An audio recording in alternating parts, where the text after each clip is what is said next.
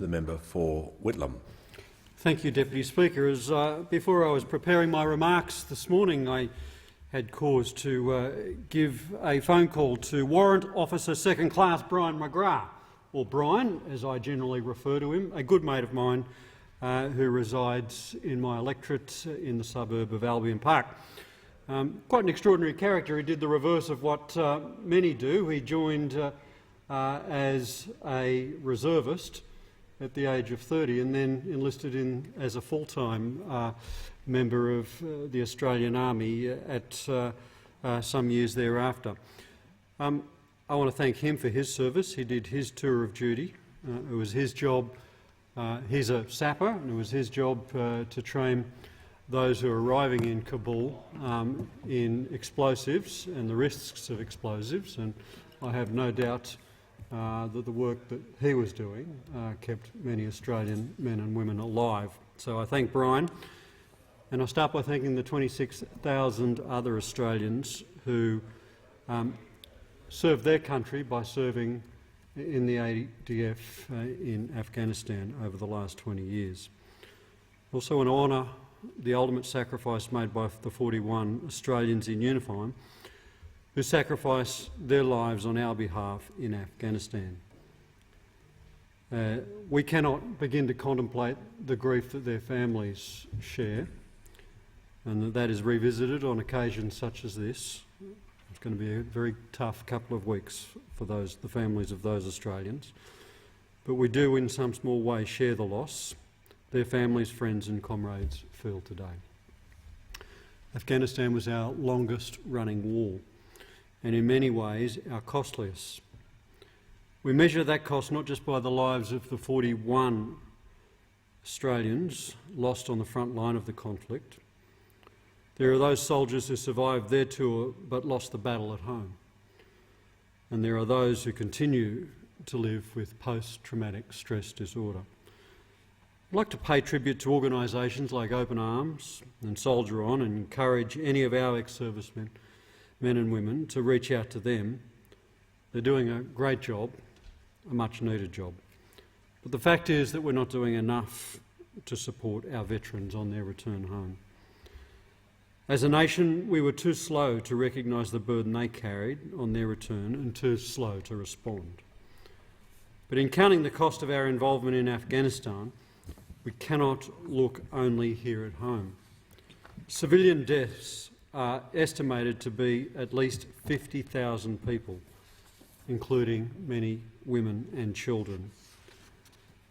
There are also about 70,000 Afghan National Army members and local police who lost their lives during the 20 years of conflict.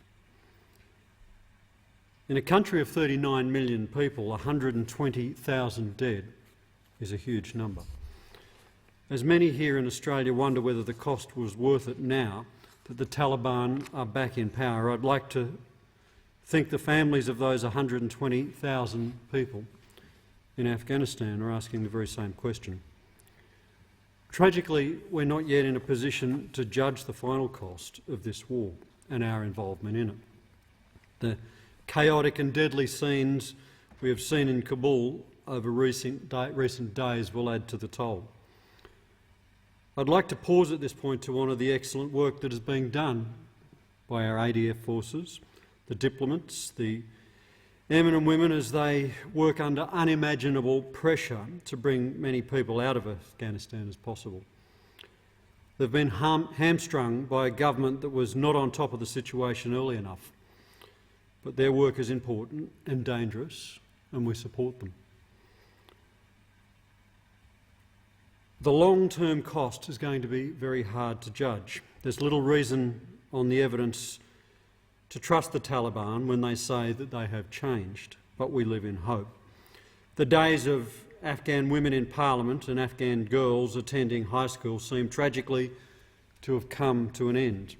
Reasons will be raised about the West's commitments to the people of Afghanistan in the face of our withdrawal by such a swift return to those we sought to oust. While the invasion of Afghanistan was absolutely justified by the 9/11 attacks, America and her allies must confront questions about the misery that was to come for 2 decades that followed. Objectives became opaque and resources were spread too thin. Once the initial operation to remove the Taliban had succeeded, we saw the limits of our efforts for foreign state building. Australia was dragged into the quagmire, and so was the Afghan population. 2 decades of significant advances in human rights and basic infrastructure were achieved. This is not nothing. I saw this for myself when I visited Kabul in 2018. The advancement in education and basic human rights for women was significant and heartening to see. But the Taliban have shown patience can trump military might, and those advances are now all but lost. Much of our presence in Afghanistan was justified by the need to deny safe haven for international terrorist groups. Any success that we may have claimed on that front has now been reversed as well. The Taliban's stunning victory will inspire jihadists around the globe. Islamic State and Al-Qaeda both have presence in Afghanistan from which to rebuild. Nothing can make this right, but we can make it worse. If we fail to keep our word to the brave Afghans who drove our men and women around, interpreted for them, worked in our embassy or otherwise helped, our mistakes will be compounded. We must bring them out of Kabul and to safety. This is now a matter of national security. It is also a matter of national honour. And there's more that we can do. Around 4,500 Afghans already live in Australia on temporary protection visas, many from ethnic minorities that would face certain death at the hands of the Taliban.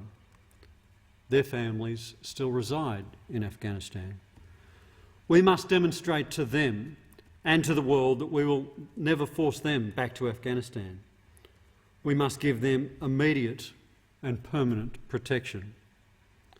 This is now the only good thing that can come from the fall of Kabul and the 20 long years of much sacrifice of Australian lives and effort since our first involvement in this long bloody war.